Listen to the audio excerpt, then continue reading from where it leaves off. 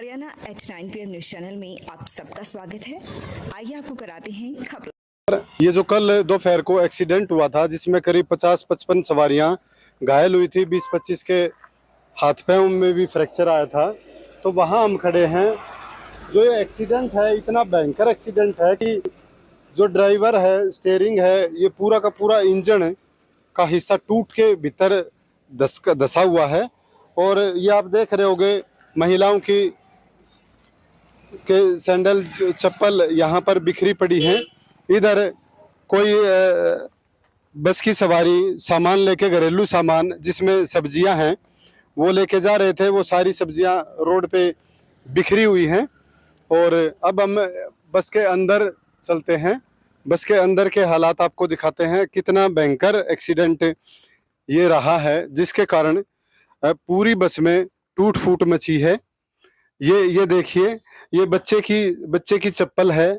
और ये जो पीछे की सीट होती है उससे नेक्स्ट एक सीट होती है, वो टक्कर इतनी जबरदस्त थी कि ये वेल्डिंग को उखाड़ते हुए बाहर जाके गिरी है।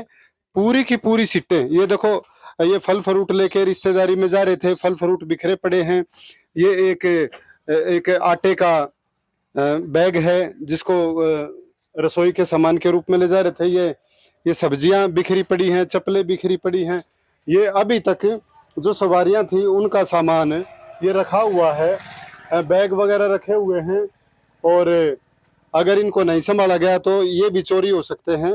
और ये देखो किस तरह से ये सारी की सारी सीट, इधर ड्राइवर का ये कैबिन होता है आमतौर पे, लेकिन कैबिन ये जो रेडिएटर, ये सीट टूट के ड्राइवर वाली पीछे आई हुई है।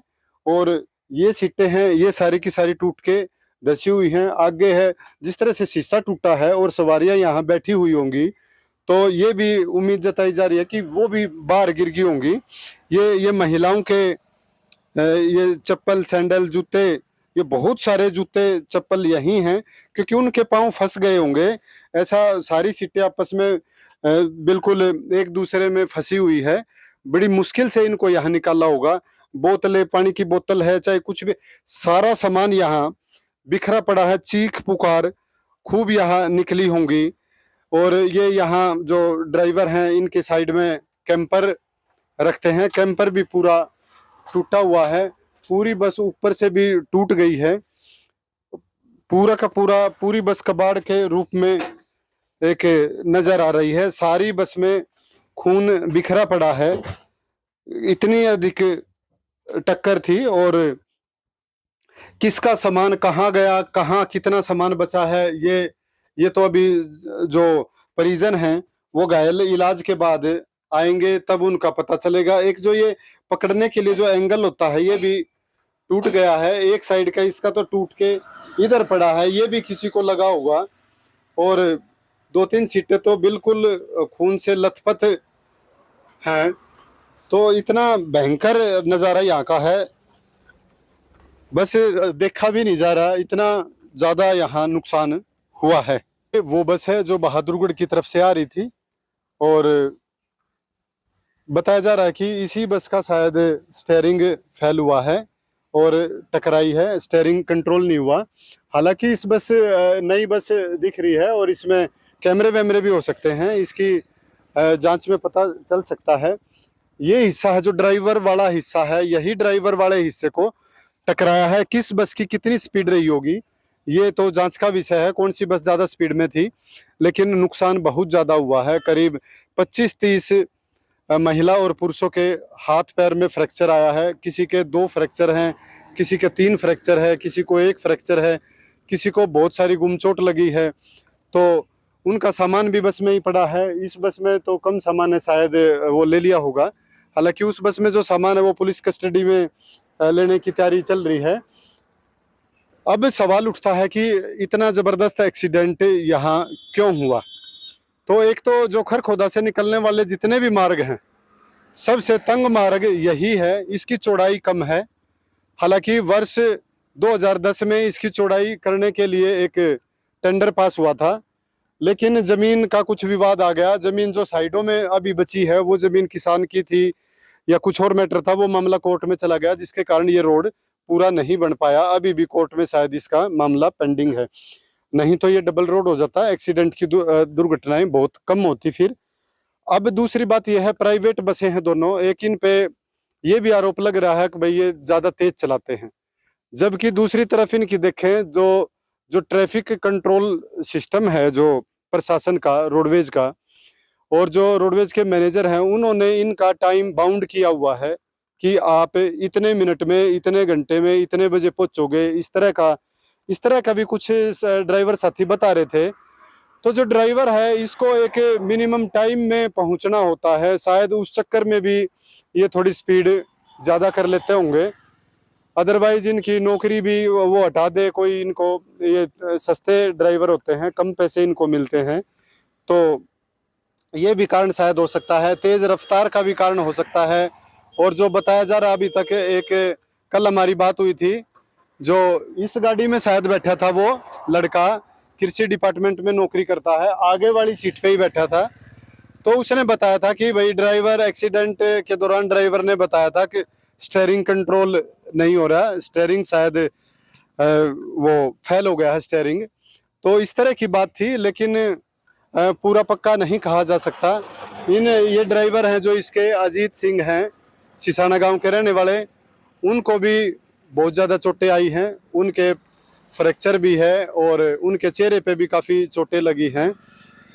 परमात्मा की दया से वो बच गए हैं और उम्मीद करते हैं जल्दी स्वस्थ होकर अपने घर लौटेंगे। लेकिन जो दूसरी गाड़ी के ड्राइवर थे, उन पर परमात्मा की मेहरबानी नहीं हुई और वो एक्सपायर हो गए हैं। उनका नाम हरिंदर है, जो झज्जर की तरफ के रहने वाले हैं। तो ये इस गाड़ी, दोनों ही गाड़ियों की बात थी। अब जो ड्राइवर हैं, दूसरे ड्राइवर हैं, उनका ये कहना है कि भाई जो रोडवेज जो कंट्रोल करता है इनको, गाड़ियों को, इनके चक्कर कम करने चाहिए, ताकि ड्राइवर एक स्मूथ वे में गाड़ी को चला सके और अपने उस पर टाइम की कोई इतनी पाबंदी ना हो कि उसने रेस ज़्यादा देनी पड़े। क्योंकि ये सवाल जिंदगियों का है, जिंदगी से ज़्यादा कुछ नहीं। अब ये जो एक्सीडेंट हुआ है, इसमें बहुत सारी महिलाओं को, बच्चों को चोट लगी हैं। और कल जो यहाँ का मंजर था, या जो हॉस्पिटल का मंजर था, बहुत ही खतरनाक, भयानक मंजर था। स्वास्थ्यकर्मी भी कम पड़ गए थे, सिविल सर्जन ने 5-7 डॉक्टर अलग से भेजे, तब जाके इनको फर्स्ट एड मिल पाई और जल्दी से जल्दी रेफर रोहतक किए गए। अब एक सवाल ये उठता है कि इतने बड़े एक्सीडेंट के बाद खरखोदा हॉस्पिटल क्यों नहीं यहीं पर इलाज कर पाया, जबकि ये हॉस्पिटल करीब 16 करोड़ रुपए की लागत से बना है। 2 करोड़ रुपए यहाँ के कर्मचारियों को सैलरी के रूप में दिए जाते हैं। और जो ये हॉस्पिटल है, जो इसके मापदंड हैं, उसके हिसाब से यहीं पे ऑपरेशन होने चाहिए, यहीं पे जो पैर में फ्रैक्चर आए हैं या हाथ में फ्रैक्चर आए हैं, यहीं पे इलाज होना चाहिए था। लेकिन ऐसा नहीं हुआ। ये प्रशासन की नाकामी है। प्रशासन को चाहिए कि जिस तर्ज का ये खरखोदा का हॉस्पिटल है, इसमें सारी फैसिलिटी होनी चाहिए, ऑपरेशन की सुविधा यहीं होनी चाहिए। क्योंकि जो 2 करोड़ रुपए की सैलरी यहाँ से हर महीने निकलती है, उसके हिसाब से यहाँ ऑपरेशन थिएटर बनता है। रात की 24 घंटे की ड्यूटियाँ बनती हैं, लेकिन वो यहाँ है नहीं। यहाँ के कर्मचारी क्या करे जब सरकार के पास यहाँ सुविधा ही नहीं है।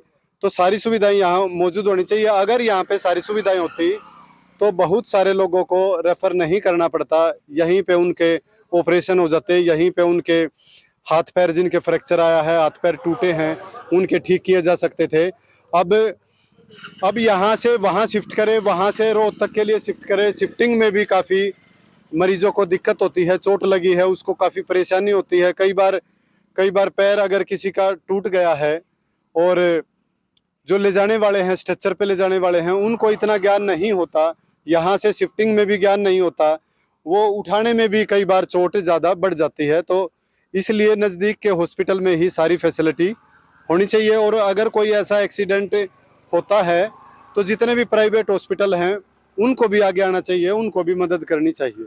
खरखोदा बहादुरगढ़ मार्ग पर जो एक्सीडेंट हुआ था, इस मामले में जो ड्राइवर था हरविंदर, उनकी मौत हो चुकी है और उनके बस के कंडक्टर दीपक उर्फ बाबा ने एफआईआर दर्ज कराई है और आरोप लगाया है कि जो सामने वाली बस थी जो बहादुरगढ़ की तरफ से आ रही थी उसके चालक अजीत ने लापरवाही से गाड़ी चलाई है, इसी कारण से एक्सीडेंट हुआ है और सवारियों को चोट लगी है।